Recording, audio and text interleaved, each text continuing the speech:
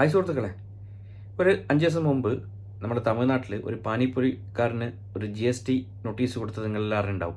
അവിടെ 40 ലക്ഷത്തിനുള്ള GST അടക്കാൻ വേണ്ടിയിട്ടാണ് നോട്ടീസ് കൊടുത്തത്. അപ്പം 40 ലക്ഷം റുപ്യൻ്റെ പാനിപ്പൂരി കച്ചവടം അയാൾ നടത്തി, അതും ഡിജിറ്റൽ മണി വഴി, ഫോൺ പേ പോലുള്ള സംവിധാനം വഴി അല്ലേ.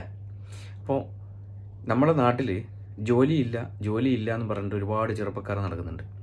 അവരുടെ ലക്ഷ്യം വിദേശത്ത് പോവുക എന്നുള്ളതാണ്. ഒരു ചെറുകിട സംരംഭം നടത്താനോ അല്ലെങ്കിൽ ചെറുകിട ജോലി ചെയ്യാനോ ആർക്കും താല്പര്യം ഉണ്ടാവില്ല.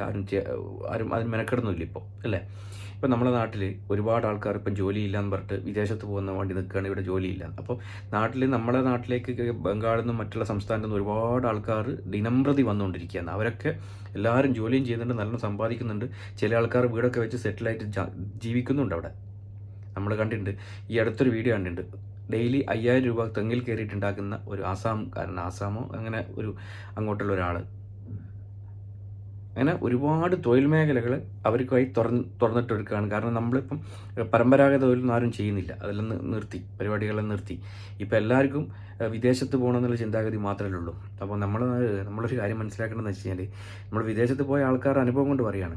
വിദേശത്ത് നമ്മൾ പോകുമ്പോൾ നമ്മളിപ്പോൾ സാധാരണ പറയും, ഈ വിദേശത്ത് പോയി കഴിഞ്ഞാൽ നമ്മൾ ശരിക്കും വെച്ചാൽ ഒരാളുടെ അടിമയെ പോലെ തന്നെയല്ലേ സത്യത്തിൽ.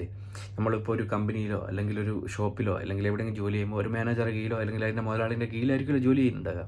അപ്പോൾ നമ്മളെ സംബന്ധിച്ചിടത്തോളം നമുക്കിപ്പോൾ നാട്ടിൽ പോകണം അല്ലെങ്കിൽ വേറെ എന്തെങ്കിലും ചെയ്യണം എന്നുണ്ടെങ്കിൽ നമുക്ക് ഒരാളുടെ അനുമതി കിട്ടിയല്ലേ നമുക്ക് പോകാൻ പറ്റുള്ളൂ. നമ്മൾ ശരിക്കും ഒരു അടിമയെ പോലെയല്ലേ സത്യത്തിൽ ഉണ്ടാകുക.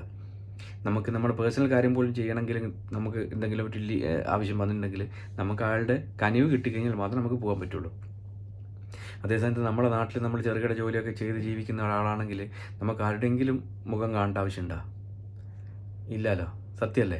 അപ്പം നമ്മൾ ചെറുകിട ജോലികൾ ചെയ്യുന്നപ്പം നമുക്ക് അതിനൊന്നും നേരമില്ല. നമുക്ക് ചെറിയ ചെറിയ ബിസിനസ്സൊക്കെ ചെയ്യാൻ പറ്റും എന്നുള്ളതിൻ്റെ ഏറ്റവും വലിയ തെളിവാണ് ഈ പാനിപ്പൂരി കച്ചവടക്കാരൻ. 40 ലക്ഷം റുപ്യേൻ്റെ വിറ്റുവരവ് ആലോചിക്കട്ടെ നിങ്ങൾ. അപ്പം നമ്മളെ നാട്ടിൽ മെനക്കെട്ടാലും നമുക്ക് ചെയ്യാൻ പറ്റാതായിട്ടൊന്നുമില്ല. സത്യം പറഞ്ഞാൽ ഇപ്പോഴും ചെറുപ്പക്കാരെങ്കിലും സ്വന്തം നാട്ടിൽ നിൽക്കാൻ വേണ്ടിയിട്ട് കൂടുതൽ ശ്രമിക്കുക. അത്രേ എനിക്ക് പറയാനുള്ളൂ. Bye bye.